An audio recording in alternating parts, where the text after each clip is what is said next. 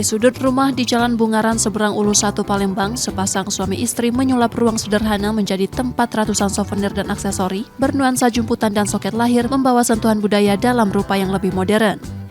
Usaha ini berawal dari produksi spray, bed cover, dan gorden sejak 2019.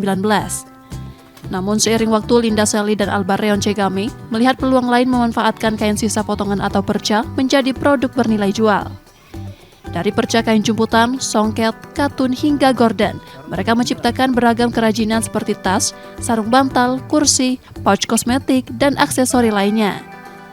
Harga produknya bervariasi, mulai dari Rp10.000 hingga Rp500.000. Dalam sebulan, pesanan dari berbagai instansi bisa mencapai 300 hingga 500 produk. Selain promosi lewat media sosial, mereka juga aktif mengikuti pameran dan bazar yang digelar dinas maupun lembaga lainnya.